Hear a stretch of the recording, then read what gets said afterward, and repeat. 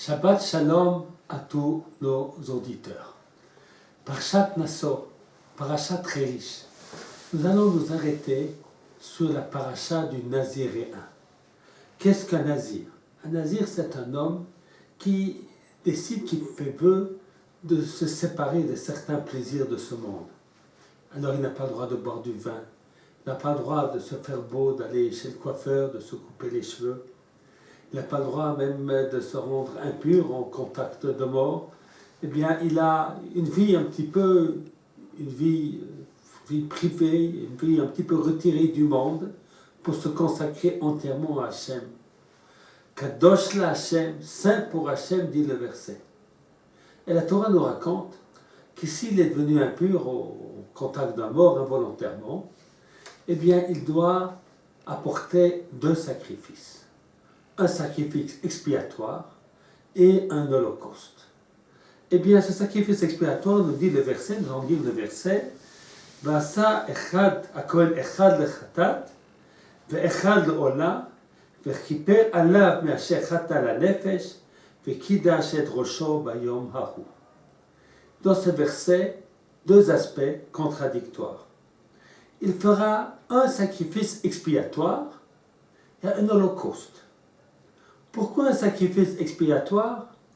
Eh bien, pour expier le fait qu'il a fauté contre sa personne.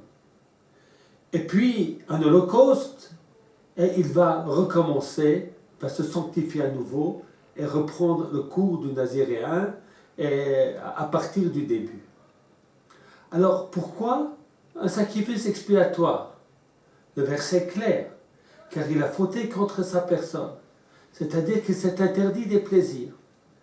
Eh bien, il a fauté contre une vie normale. Il est permis d'avoir des plaisirs et ça est interdit. Dieu n'a pas interdit, c'est ajouté des interdits. Il doit expier cette faute-là. Mais d'un autre côté, il apporte un korban holocauste, se rapprocher vers Hachem, reprendre le cours de son naziréen. Alors, est-ce bien d'être nazir ou est-ce mauvais d'être nazir? Alors, c'est que la vie demande à l'être humain quelque chose de difficile. On aimerait être soit entièrement esprit, ou d'autres entièrement plaisir.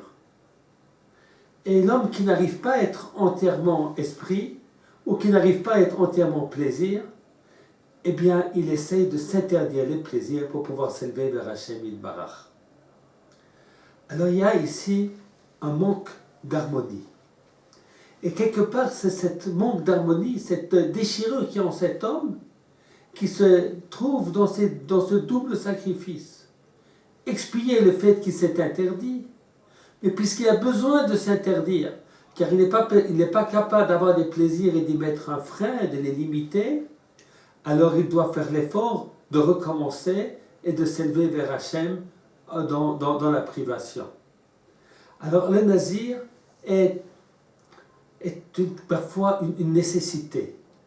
Une nécessité contre celui qui n'arrive pas à vivre dans l'harmonie. Et c'est ainsi qu'on comprend que dans cette même paracha, il y a la bénédiction des Kohanim. Dieu te bénisse. Te bénisse, c'est la bénédiction, c'est l'abondance, la bénédiction matérielle. Yareh Hashem panavelecha vichuneka, que Dieu t'éclaire. C'est la bénédiction spirituelle. Et qu'est-ce qu'on nous dit ensuite? Le dernier mot, c'est shalom, c'est la paix.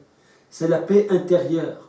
De ne pas vivre une vie de déchirure, mais de comprendre que l'on peut très bien associer dans ce monde et pouvoir jouir du monde magnifique qu'Akadosh Baruch Hu nous a donné, mais le vivre dans la sainteté. De trouver le juste milieu. Il n'est pas nécessaire de s'interdire le vin, mais il est bien entendu interdit de devenir ivrogne. Et on devrait être capable de ne pas être ivrogne sans faire le vœu de Naziréen. Eh bien, c'est cette recherche vers l'harmonie que cette paracha du Nazir nous enseigne. Shabbat Shalom à tous nos auditeurs.